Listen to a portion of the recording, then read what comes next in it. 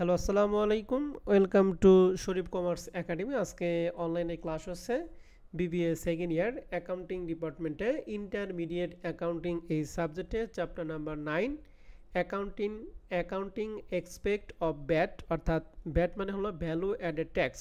এই চ্যাপ্টারে আজকে হচ্ছে আমাদের ফার্স্ট লেকচার। তো অ্যাকাউন্টিং অ্যাসপেক্ট অফ ব্যাট এই চ্যাপ্টারে জাতীয় বিশ্ববিদ্যালয় যে সিলেবাস বন্টন করে দিয়েছে, এই সিলেবাস আলোকে টোটাল এই চ্যাপ্টারকে আমরা তিনটা ফরম্যাটে ভাগ করছি। ফরম্যাট নাম্বার 1 হচ্ছে প্রোডাকশন কোম্পানি ব্যাট, অর্থাৎ উৎপাদনকারী কোম্পানি আমরা ভ্যাট নির্ণয় করব।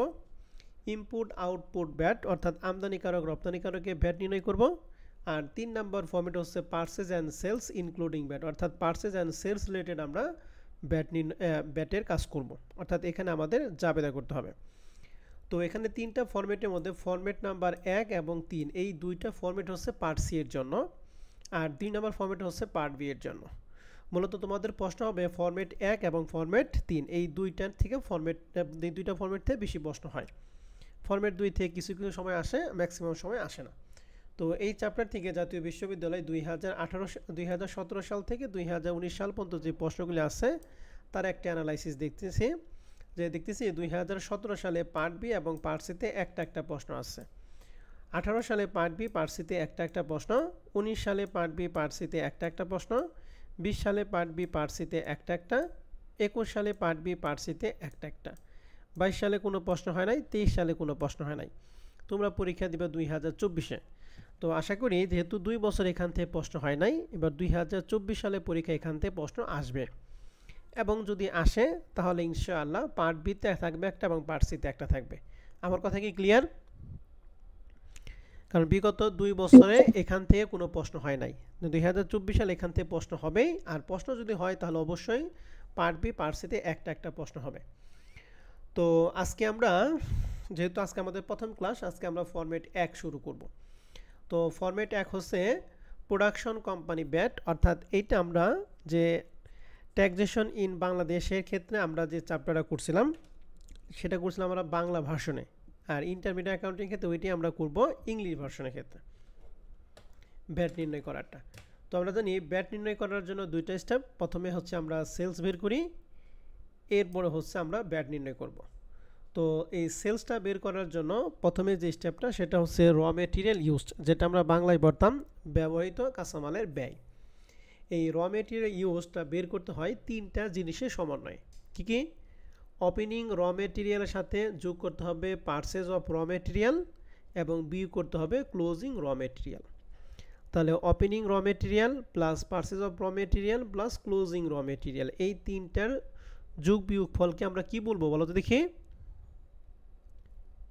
raw material used. ইউজড। এর সাথে আমরা যোগ করব অল ডিরেক্ট এক্সপেন্স, অর্থাৎ যে খরচগুলো উৎপাদনের সাথে সরাসরি কি জড়িত। এই অল ডিরেক্ট এক্সপেন্স যোগ করা হবে কি প্রাইম কস্ট, যেটা আমরা বাংলায় বলি মুখ্য ব্যয়। প্রাইম কস্টের সাথে যোগ করব হচ্ছে ফ্যাক্টরি ওভারহেড, যেটা বাংলায় আমরা বলতাম কারখানার উপরিব্যয়। কারখানা উপরিব্যয়ের মধ্যে আমরা কটা জিনিস পড়ছিলাম, কারো মনে আছে?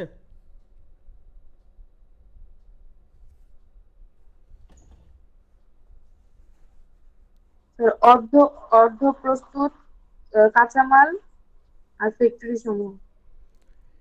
ফ্যাক্টরি ওভারহেডের মধ্যে যাবে হচ্ছে অল ইনডিরেক্ট এক্সপেন্স, অর্থাৎ যাবতীয় পরোক্ষ খরচ।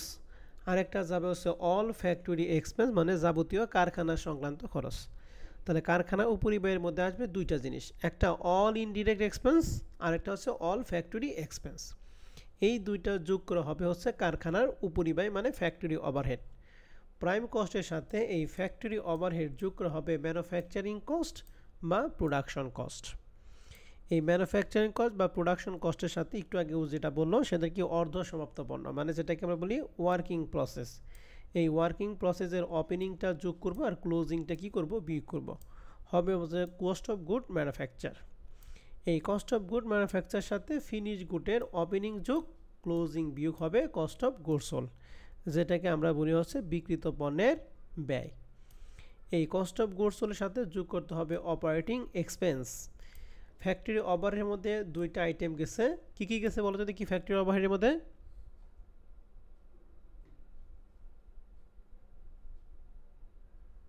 সকল প্রত্যক্ষ খরচ। কিছুই বুঝি নাই। কেউ কিছু বলে না যখন বলে দুটো একসাথে বলে,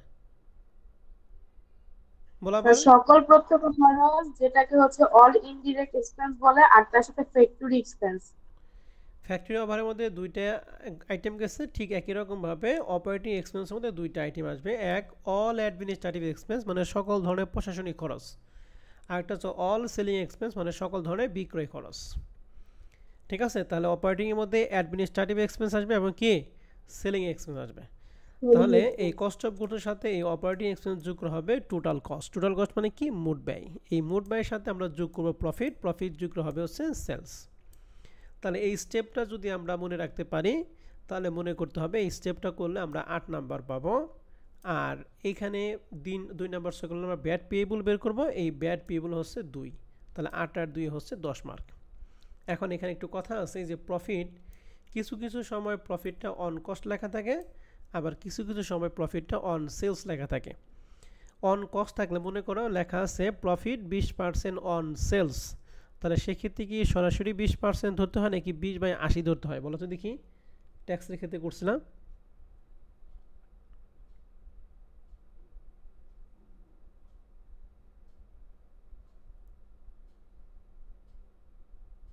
কই স্যার ওটা মনে রাখা বলে তো আমরা সারি হইতাম, তাই না? ওকে, তাহলে প্রফিটের ক্ষেত্রে দুইটা কথা, অন কস্ট যদি থাকে তাহলে প্রফিটটা সরাসরি ধরবো আমরা 20% ক্ষেত্রে 20%ই, আর অন সেল যদি থাকে তাহলে সেই ক্ষেত্রে আমরা উপরে দিব 20, নিচে 100 থেকে 20 বাদে কত হবে 80। ঠিক আছে, যেটা এখানে আমরা পড়াইছিলাম, এই হুবহুব এই লেখাটাই ছিল আমাদের ট্যাক্সের অঙ্ক করার ক্ষেত্রে।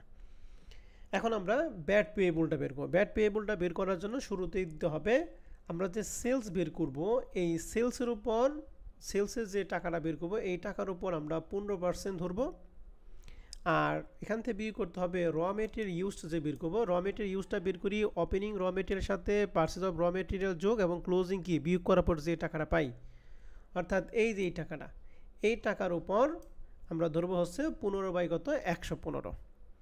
তাহলে সেলসের টাকা উপর ভ্যাট ধরবো আর র মেটেরিয়ালের উপরে আমরা ভ্যাট ধরবো, এই দুইটার বিয়োগফলকে হবে ব্যাড পেয়েবল। অ্যাকচুয়ালি অ্যান্সার আমাদের এই ব্যাড পেয়েবলটাই হচ্ছে আমাদের অ্যাকচুয়ালি অ্যান্সার। ঠিক আছে, তাহলে ব্যাড পেয়েবলটা বের করার ফর্মুলাটা কি একটু বলেন যে দেখি। সেলসের উপর কত পার্সেন্ট ধরবো?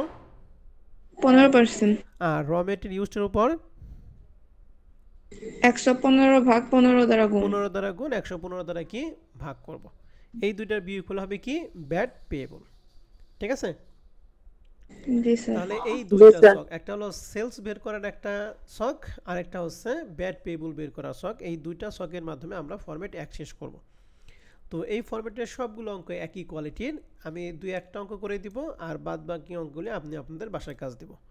ঠিক আছে, তো আসেন আমরা একটু প্রবলেম 1 নম্বর অঙ্কটা একটু পড়ি। লেখা আছে the following information have been taken from the accounting recorded of here Brad factory for the year 2012।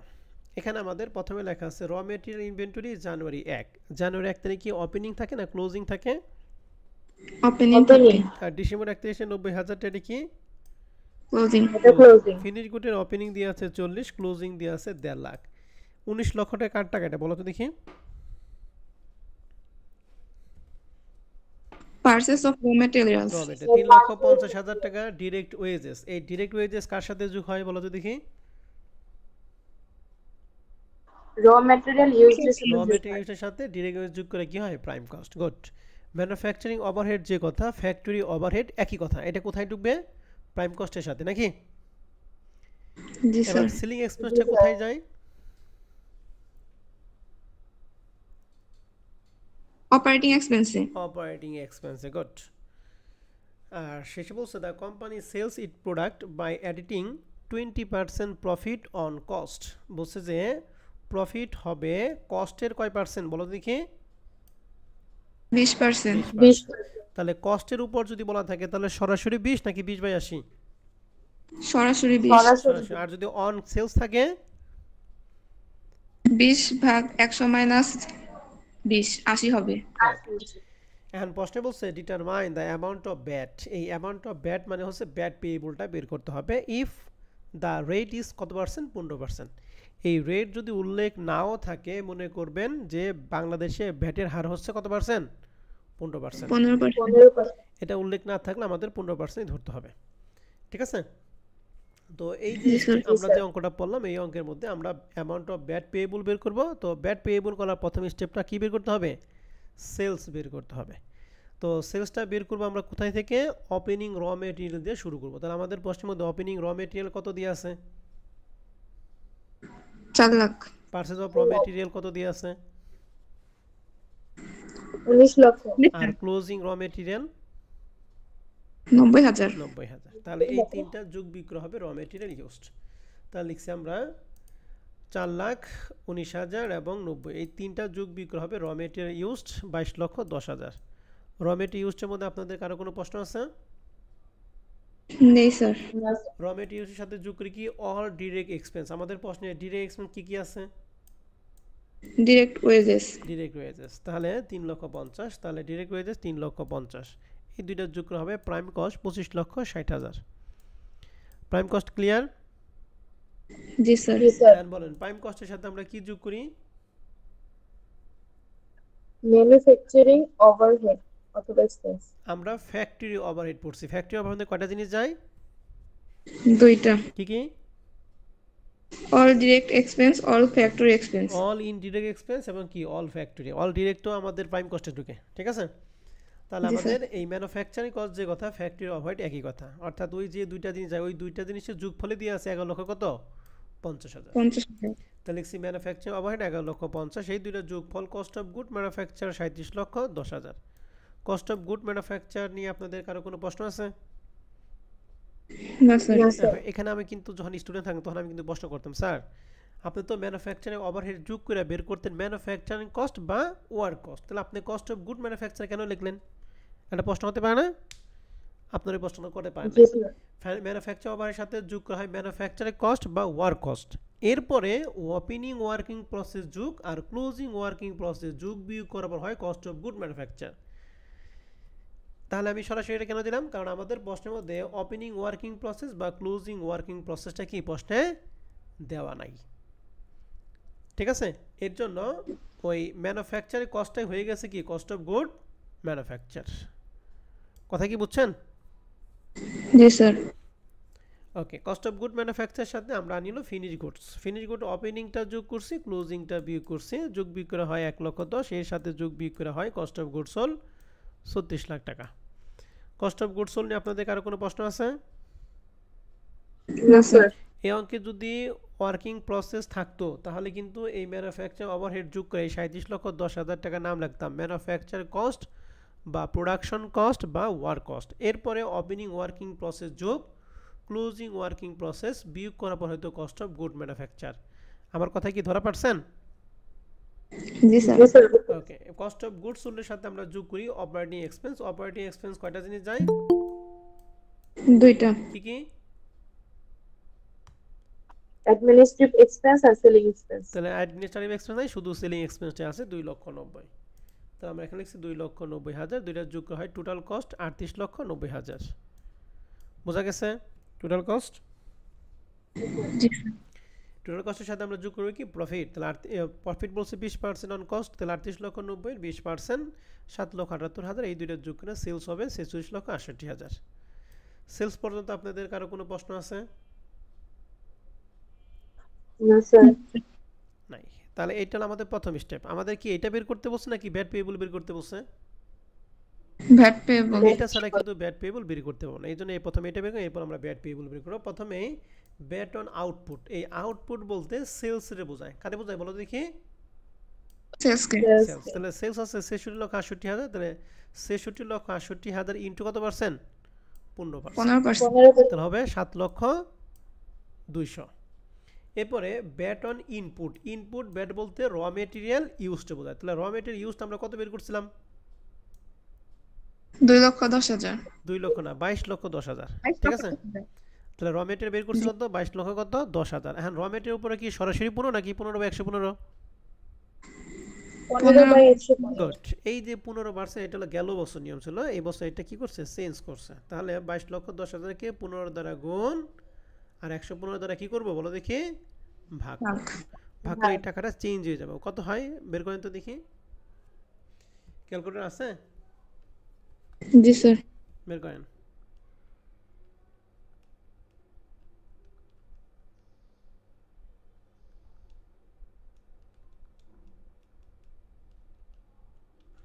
Sir 2,00,000 2 লক্ষ সরি স্যার 28,82,000 ঠিক আছে 2,88,260 টাকা নাকি জি স্যার 2 লক্ষ হবে জি স্যার 2,88,000 এখানে কমা হবে না এখানে হবে 2,88,260 7,200,000 সাথে 2,88,260 টাকা বাদ দাও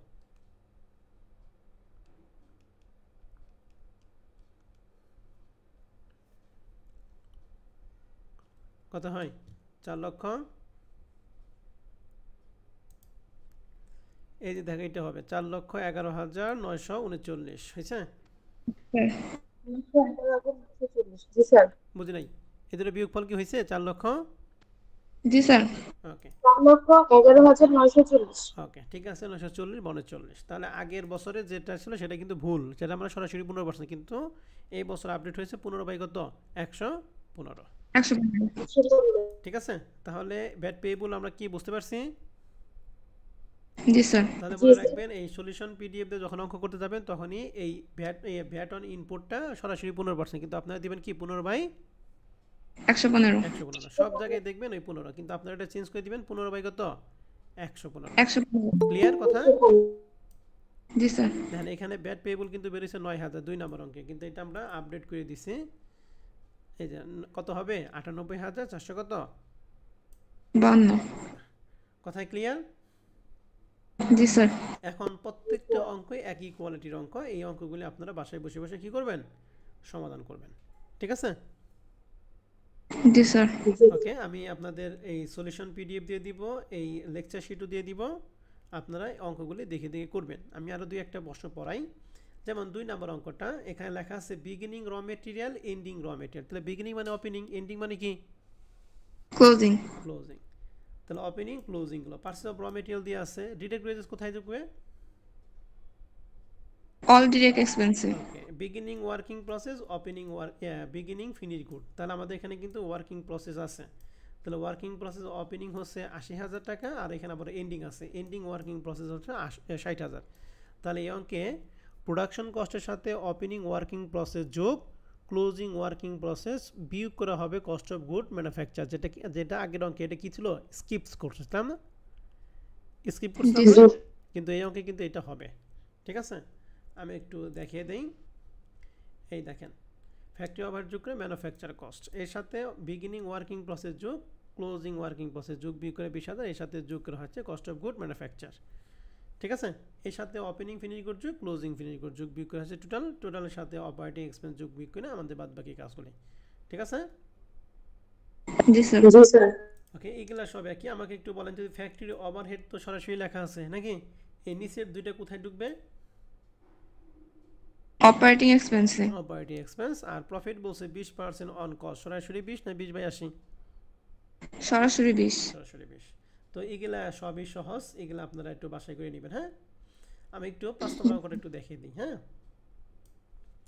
5 নম্বর অঙ্কটা একটু ব্যতিক্রম তো এটা একটু দেখিয়ে দিই ভালো করে খেয়াল করেন সবাই লেখা আছে MS Palash has purchase good from 4,60,000 4,60,000 টাকা কি করছে বলো দেখি পণ্য তারা ক্রয় করছে অ্যাডিশনাল এক্সপেন্স ইনকার্ড অফ টাকা 40,000 মানে তারা এরা 4,60,000 টাকা ক্রয় করার পর আরো অতিরিক্ত খরচ করছে আরো কত টাকা 40,000 এন্ড আরো প্রফিট করছে কত 50,000 this after sold out the same এবং তারপরে তারা এটা কি করছে বিক্রি করছে the rate of VAT on purchase and sales কত পার্সেন্ট 15% তারা ক্রয় এবং বিক্রয়ের উপর কত পার্সেন্ট ব্যাট ধরে 15% required the invoice value to be charge invoice value মানে চালান মূল্য and amount of tax payable under VAT তাহলে চালান মূল্য আমরা কিন্তু ট্যাক্সেশন বাংলাদেশের ক্ষেত্রে করছিলাম চালান মূল্যটা বের করি কিভাবে মনে আছে আপনাদের ক্রয় মূল্যের সাথে আনুষঙ্গিক খরচ যোগ আর প্রফিট কি করতাম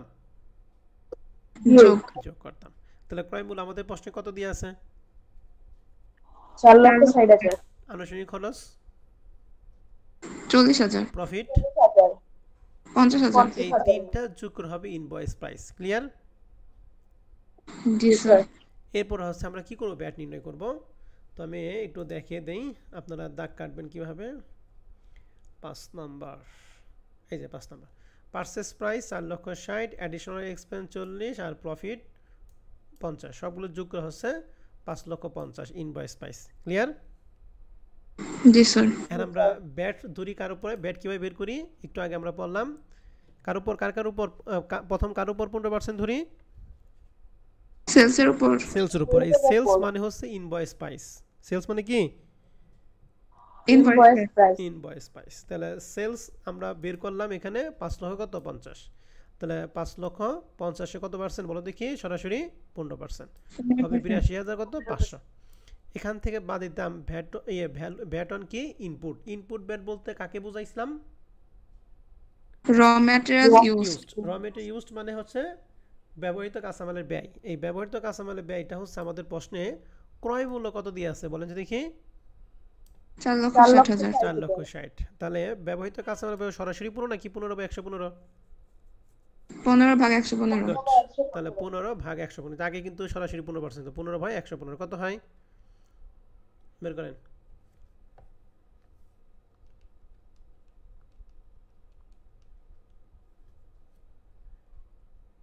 60,000 মনে হবে না? স্যার। তাহলে 82,500 থেকে 60,000 টাকা বাদ দিব।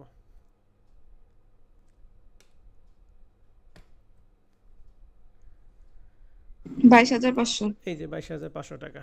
ক্লিয়ার? জি স্যার। সবাই কি বুঝছেন না বুঝেন নাই? বুঝতে পারছি। তাহলে 5 নাম্বার গেল, 6 নাম্বার আগের অঙ্ক, 6 নাম্বারটা আগের অঙ্ক, এগুলো আগের মতোই করে ফেলাইবেন।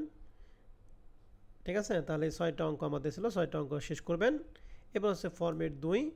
এই ফরম্যাট 2 এক্সপোর্ট ইনপুট ব্যাট। এই এক্সপোর্ট ইনপুট ব্যাটের ক্ষেত্রে জাস্ট এই ছকটা পড়লেই আমরা এই ফরম্যাটে সবগুলো অঙ্ক পারবো। এখানে আমাদের 2টা অঙ্ক দিয়ে আছে। আমি 2 নম্বর অঙ্কটা তোমাদের দেখাবো আর 1 নম্বর অঙ্কটা বাসায় কাজ থাকবে। ঠিক আছে? জি স্যার। তো আসেন আমরা এক্সপোর্ট ইনপুট ব্যাট এই অঙ্কটা আমরা কিভাবে সমাধান করব। এইটা আমরা ওই মূল্য সংযোজন কর চ্যাপ্টারের ক্ষেত্রে ট্যাক্সেশন বাংলাদেশ সাবজেক্টের ক্ষেত্রে এটা করছিলাম। প্রথমে আমরা দিব হচ্ছে C and F value. C মানে কস্ট আর এফ মানে হচ্ছে ফ্রেট অর্থাৎ ক্রয় ও ভাড়া। তাহলে সি অ্যান্ড এফ ভ্যালুর সাথে যোগ করবো হচ্ছে ইন্স্যুরেন্স কস্ট মানে বিমা খরচ যোগ করব। যোগ হবে সিআইএফ ভ্যালু।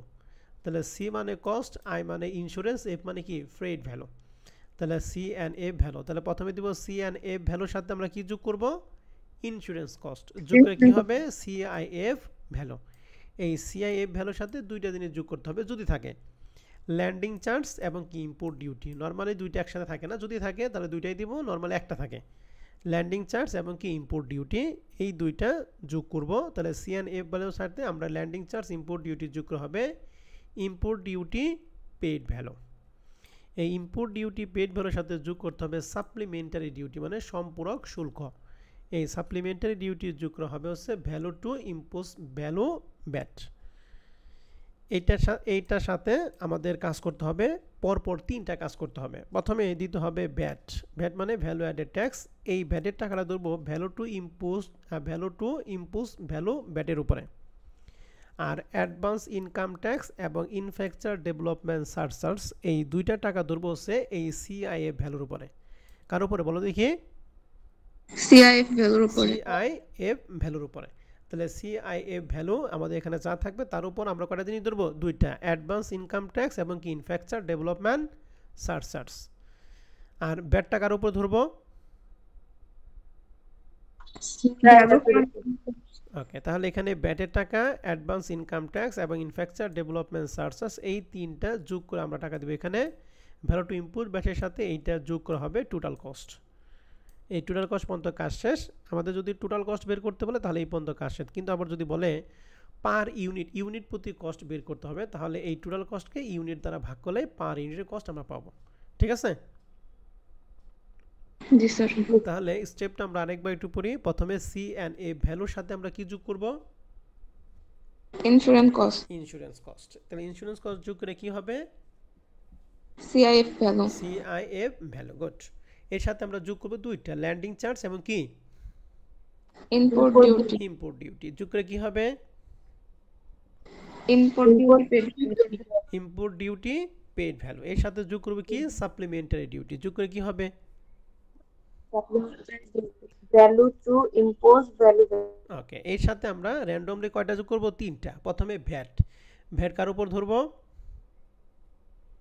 ভ্যালু ভ্যালুর অফ 15%। ওকে, আর অ্যাডভান্স ইনকাম ট্যাক্স এবং ইনফ্রাস্ট্রাকচার ডেভেলপমেন্ট সার্চাস, এই দুইটা আমরা কোথায় কার সাথে কার উপর ধরবো? এই দুইটা সিআইএফ এর। সিআইএফ এর উপর। ওকে, এই তিনটার সাথে ভ্যালু ইম্পোজ টু বেস যোগ করলে হবে টোটাল কস্ট। যদি প্রশ্নে টোটাল কস্ট হয় তাহলে এই পর্যন্ত শেষ, আর যদি বলে কস্ট পার ইউনিট তাহলে টোটাল কস্টে ইউনিট দ্বারা ভাগ করলে কি পাবো? কস্ট পার ইউনিট পাবো। ক্লিয়ার? জি স্যার।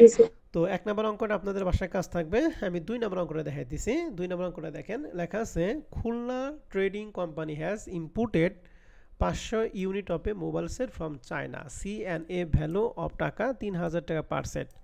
বসে প্রতি সেটে তাদের ভ্যালু হয় 3000 টাকা। এরকম কয়টা সেট আনছে বলো তো দেখি? কয়টা সেট আনছে? 500। তাহলে 3000 কে এই 500 দ্বারা আমরা কি করে গুণ করলে কি পাবো? সি অ্যান্ড এ ভ্যালু পাবো। এরপরে বলছে the company has paid insurance cost 1.5% on C and A value. তাহলে সি অ্যান্ড এ ভ্যালুর উপর কত পার্সেন্ট ইন্স্যুরেন্স কস্ট ধরবো আমরা? 1.5%। 1.5%। তাহলে বলো তো দেখি এই 2 নম্বর অঙ্কে ইউনিট কত? 3000 না 500? 500। যদি টোটাল কস্ট পার ইউনিট বের করতে বলে তাহলে মোট কস্টকে আমরা 3000 দ্বারা ভাগ করব না 500 দ্বারা ভাগ করব? 500 দ্বারা ভাগ করব। গুড। 500 দ্বারা বলছে দেয়ার আফটার 2% ল্যান্ডিং চার্জ। তাহলে ল্যান্ডিং চার্জ আছে 2%। আমরা ল্যান্ডিং চার্জের সাথে আরেকটা যোগ করি, কি কি বলো দেখি? ল্যান্ডিং চার্জ আর এটা কি? Import duty. আমাদের এখানে ল্যান্ডিং চার্জ 2%, ইম্পোর্ট ডিউটি পরে থাকতে পারে নাও থাকতে পারে। বলছে the tax authority has imposed, এই যে ইম্পোর্ট ডিউটি কত পার্সেন্ট? 50%। ইম্পোর্ট ডিউটি দিয়ে আছে। ভ্যাট কত পার্সেন্ট? 15%। সাপ্লিমেন্টারি ডিউটি কত পার্সেন্ট? 10%। বলছে calculation of cost per mobile set. তাহলে প্রতি মোবাইল সেটের কস্টটা কত হবে? তাহলে আমাদের ওই ইউনিট প্রতি কস্টই বের করতে হবে, মানে মোট কস্টে আমরা এই 500 দ্বারা কি করব বলো দেখি? ভাগ করব। তাহলে ওখানে আসেন আমরা তাহলে অঙ্কটা একটু শুরু করি। তাহলে আমরা প্রথমে শুরু করব কি দিয়া? সিআইএফ ভ্যালু নাকি সি অ্যান্ড এফ ভ্যালু দ্বারা বলো দেখি? C and F value. তাহলে সি অ্যান্ড এফ ভ্যালুটা বের করে 500 সাথে কত গুণ? 3000। 3000। তাহলে আসেন আমরা একটু দেখাইতেছি। সবাই কি দেখতেছো 2 নম্বর অঙ্কটা? জি স্যার। তা আমরা লিখছি C and F value 500 into 3000 সমান 15 লাখ। এর সাথে যোগ করছি ইন্স্যুরেন্স কস্ট। ইন্স্যুরেন্স কস্টটা এই 15 লাখ টাকার উপর কত পার্সেন্ট ধরতে হবে? 1.5, কারণ প্রশ্নে বলছিল 1.5% অফ কি? C and F value. তাহলে সি অ্যান্ড এফ ভ্যালু ছিল 15 লাখ, 15 লাখ উপর 1.5%, 22,500। এই দুইটা যোগ হলো C and F. CIF value 15,22,500 টাকা। সিআইএফ ভ্যালুর মধ্যে আপনাদের কারো কোনো প্রশ্ন আছে? না স্যার। এন্ড সিআইএফ ভ্যালুর সাথে আমরা যোগ করি কি? ল্যান্ডিং চার্জ এবং কি? ইম্পোর্ট ডিউটি নাকি? তো ল্যান্ডিং চার্জ, এই যে আমাদের মনে রাখবেন সব সময়ই যখন যে টাকা বের করব ঠিক তার আগের টাইটেলের যোগফলের টাকার উপর পার্সেন্ট ধরবো। তো ল্যান্ডিং চার্জ দেওয়ার আগের টাইটেলটা হচ্ছে সিআইএফ ভ্যালু কত টাকা? 15,22,000। তাহলে 15,22,000-এর ল্যান্ডিং চার্জ হলো 2%, 30,450। ইম্পোর্ট ডিউটি 15 লক্ষ, এই দুইটা যোগ করে কত হয়েছে? 15,52,950। এটার উপর কত পার্সেন্ট বলো দেখি? 50%। 50%। তাহলে হলো 7,76,475। এই দুটো যোগ করে হলো import duty to paid value. এর সাথে যোগ করে কি? Supplementary duty. তাহলে সাপ্লিমেন্টারি ডিউটি 23,29,425 উপর কত পার্সেন্ট? 10%, 2,32,943। এই দুইটা যোগ করে হলো value of impose value bat 25,62,368। Clear কথা? জি স্যার। তাহলে একদম সিআইএফ ভ্যালু থেকে শুরু করে value of impose value bat এই পর্যন্ত ভালো করে দেখেন কারো কোনো সমস্যা আছে কিনা। সমস্যা থাকলে আমার সাথে কথা বলেন।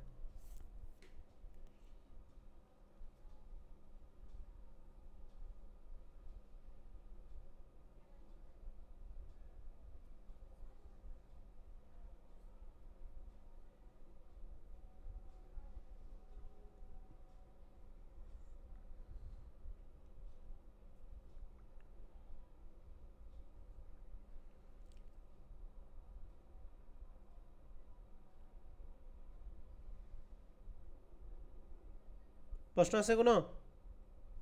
নেই স্যার। তো এই কথাটা আগে বললে কি হয়? আমি জিজ্ঞাসা করার পরে তো বলো কেন? আমি কিন্তু একটু পরে ধরবো প্রশ্ন, ঠিক আছে? না বলা পারলে কিন্তু খবর আছে। কোনো প্রশ্ন নাই তো এই পর্যন্ত? স্যার বলো, এর না স্যার। সাথে আমরা তিনটা জিনিস যোগ বিয়োগ করি, কি কি? তিনটা জিনিস যোগ করি, কি কি? ভ্যাট যোগ করি, advance income, advance income tax, আর এটা কি infrastructure development surcharge.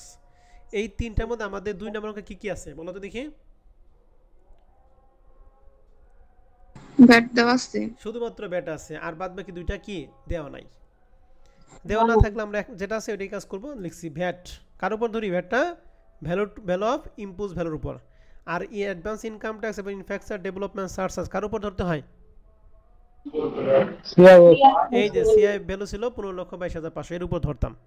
And VAT আমরা এই যে এখানে 25,62,368 উপর 15%, 3,84,000, এই দুইটা যোগ হয় টোটাল কস্ট 29,46,400 কত 25। এই 29,46,425 টাকা হচ্ছে টোটাল 500 মোবাইল সেটের দাম। আমাদের কি টোটাল বের করতে বলছে নাকি পার ইউনিট বের করতে বলছে? পারি।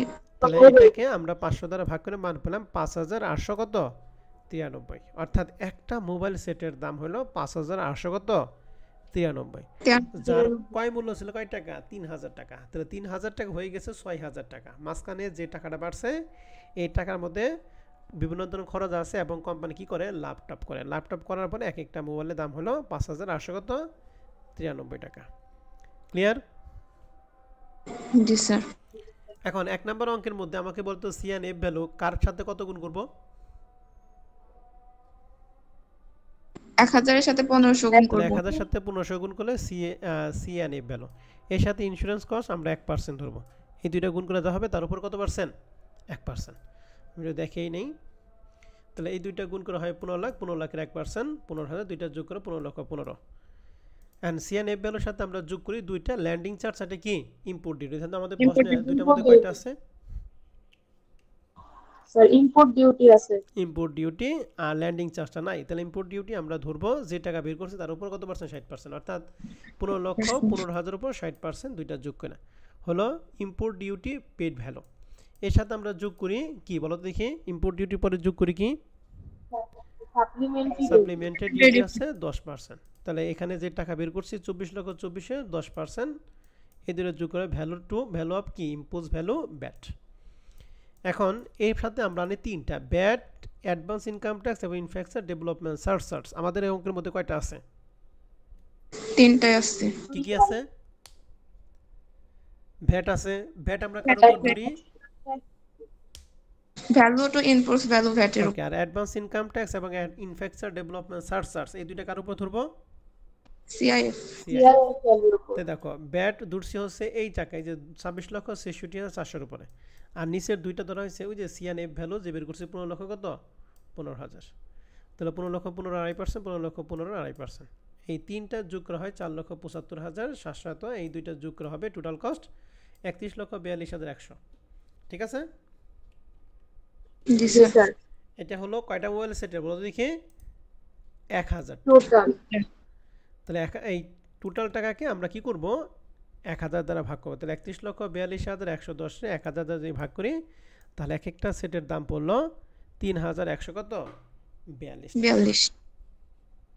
এইটা কিন্তু শুধুমাত্র কস্ট, ঠিক আছে? অর্থাৎ এক একটা মোবাইলের সেই চায়না থেকে বাংলাদেশে আনতে তার খরচ এসে কত টাকা? 3,100 কত 42 টাকা।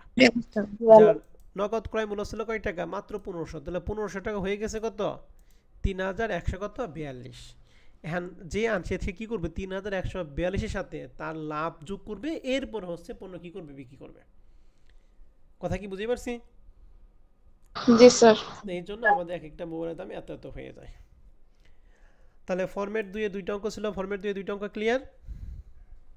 জি স্যার। ওকে, আমরা format 3 purchase and sales related জাবেদার মধ্যে আজকে আমরা জাবেদাগুলি পড়াই দিব। আজকে আমরা প্র্যাকটিস করব না, আমি আগামী ক্লাসে তোমাদের জাবেদা ধরবো, এরপর প্র্যাকটিস করব।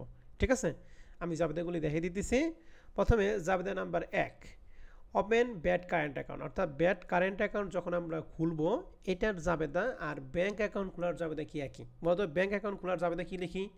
ব্যাংকে জমাদান হিসাব কি লিখি আমরা? জাবেদা কি লিখি? ব্যাংক হিসাব ডেবিট, ক্যাশ নগদের ক্রেডিট। হিসাব ক্রেডিট। তাহলে এখানে ব্যাংক না বাদ দিয়ে কি ওপেন করছে? Bad current account. এই জন্য আমরা দেখছি ব্যাড কারেন্ট অ্যাকাউন্ট ডেবিট আর কি cash credit. Cash debit. Purchase for cash on account, অর্থাৎ নগদে পণ্য ক্রয় বা বাকিতে পণ্য ক্রয়। নর্মালি নগদে ক্রয়ের জাবেদা আমরা কি জানি? পার্সেস আর purchase cash. Debit cash credit. বাকিতে ক্রয়ের জাবেদা কি জানি? পারচেস ডেবিট অ্যাকাউন্টস পেয়েবল নাকি? কিন্তু যদি পারচেজ এবং সেলসের সাথে যদি ব্যাড থাকে, আমি কথাটা আবার বলতেছি, পারচেজ এবং সেলসের সাথে যদি ব্যাড থাকে তাহলে ব্যাটের নাম লিখতে হবে ব্যাড কারেন্ট অ্যাকাউন্ট। কি নাম লিখবো বলো দেখি? VAT current account. Bad current. পারচেজের ক্ষেত্রে লিখবো ব্যাড কারেন্ট অ্যাকাউন্ট, সেলসের ক্ষেত্রে লিখবো কি? Bad current account. এখন প্রশ্ন হচ্ছে ব্যাড কারেন্ট অ্যাকাউন্ট কখন ডেবিট হবে কখন ক্রেডিট হবে? পারচেজ কি ডেবিট ব্যালেন্স না ক্রেডিট ব্যালেন্স? Debit balance. তাহলে পারচেজের ক্ষেত্রে যদি ব্যাড থাকে তাহলে ব্যাড কারেন্ট অ্যাকাউন্ট ডেবিট হবে। সেলস কি ডেবিট না ক্রেডিট ব্যালেন্স? Credit balance. তাহলে সেলসের ক্ষেত্রে ব্যাড কারেন্ট অ্যাকাউন্টটা কি হবে? ডেবিট না ক্রেডিট? ক্রেডিট। ক্রেডিট। তাহলে এখন বলেন তো নগদে পণ্য ক্রয় ভ্যাট সহ জাবেদা কি লিখবো আমরা? Purchase debit purchase VAT debit, current account, আচ্ছা দুজনে ডেবিট আর একজন বলার ক্যাশ। দরকার নেই, একসাথে বলার দরকার নেই, একজন একজন বলো। হ্যাঁ, নগদে পণ্য ক্রয় ভ্যাট সহ জাবেদা কি লিখবো? পার্সেস ব্যাংক অ্যাকাউন্ট ডেবিট আর ক্যাশ ক্রেডিট। ওকে, বাকিতে পণ্য ক্রয় তুমি বলো, ইমনি বলো। Purchase debit, bank current account debit, accounts payable credit. Okay, তাহলে আমাদের ক্রয় রিলেটেড জাবেদা শেষ। এবার আমরা বিক্রয় রিলেটেড আসবো। নগদে বিক্রয়ের জাবেদা আমরা কি জানি? Cash debit, sales credit. And সেলসের সাথে যদি ব্যাট থাকে, ব্যাট কারেন্ট অ্যাকাউন্ট কি ডেবিট হবে না ক্রেডিট হবে?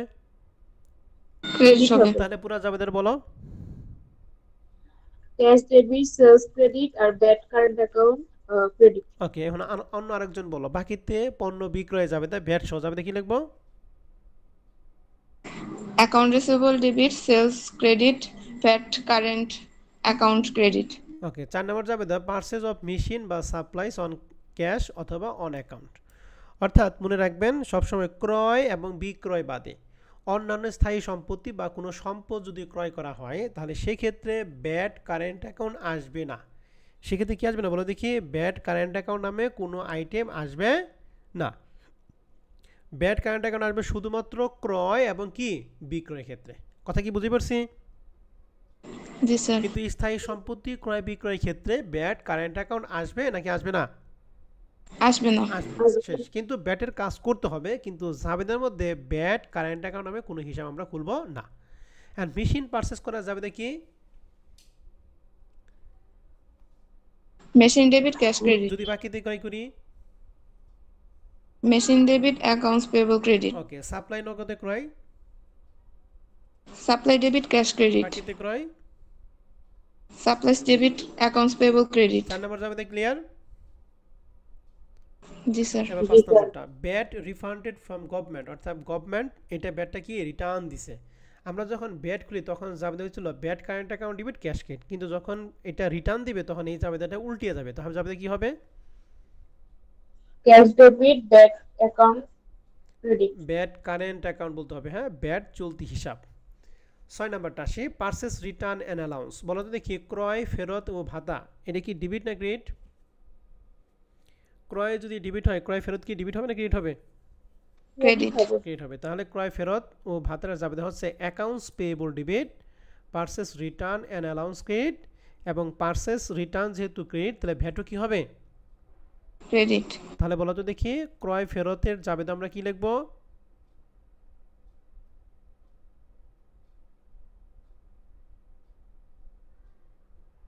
Accounts payable debit, purchase return and allowance credit, VAT current accounts credit. তাহলে একই রকম ভাবে সেলস রিটার্ন এন্ড অ্যালাউন্সের জাবেদা কি লিখবো? সেলস রিটার্ন এন্ড অ্যালাউন্স কি ডেবিট ব্যালেন্স না ক্রেডিট ব্যালেন্স?